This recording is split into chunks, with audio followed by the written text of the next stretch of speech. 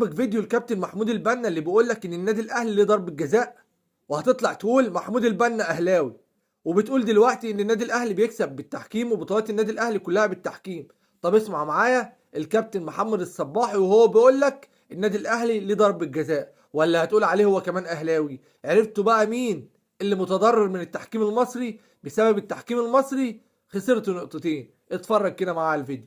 في الالعاب اللي زي دي طول ما اللعيب خد ريسك ينزل على الارض بوضعيه زي دي يتحمل المسؤوليه كامله عن اي حاجه تحصل بعد كده. بمعنى ان انا ممكن انزل على الارض يا جماعه وايدي تبقى داعمه لما تبقى مفروده، انا كده ابقى سبورت، كده انا ما اتحاسبش. لكن لو وضع ايدي اتغير، الدعم ده اتغير وكبر من جسمي، اتحاسب. بالمعنى الادق ان اللعيب ده بنفس وضعيته اللي هو على الارض ده، لو اعتبرنا ده، انا اسف طبعا اللعيبه اخواتنا وعلى دماغنا، لو اعتبرنا اللعيب ده تمثال وقفناه بنفس وضعيته دي، ده وضع ايد مبرر؟ لا، ده مش وضع ايد مبرر. خلينا نخش على الحاله عشان اشرح لكم اكتر ايه اللي حصل في الحاله. بص مع بعض، الكره طلعت من رجل مهاجم الاهلي، وهي قبل ما تطلع من رجل مهاجم الاهلي مدافع زد كان في الوضع الطبيعي السبورت اللي انا بشرح لحضراتكم عليه، ايده مفروده، هو واخد ريسك بس ايده مفروده. لو الكره جت في ايده في الوضع ده يستمر اللعب. تاني، لو الكره جت في ايد الراجل في الوضع ده يستمر اللعب. خلينا نشوف الكره جت في ايده امتى ووضع ايده كانت عامل ازاي، لان اللعبه دي فيها تفاصيل. وضع الايد اتغير مرتين، مره لما نزل على الارض ومره لما اتزحلق راح مكبر جسمه زي ما احنا شايفين قدامنا اهو. لما الراجل كبر جسمه، الكره هنا طلعت من رجل الراجل لجسم مدافع زد في ايده للكورنر. هنا يا جماعه الوضع بيبقى بيتحسب ازاي؟ انا كمدافع خدت ريسك على نفسي، اتحمل مسؤوليه.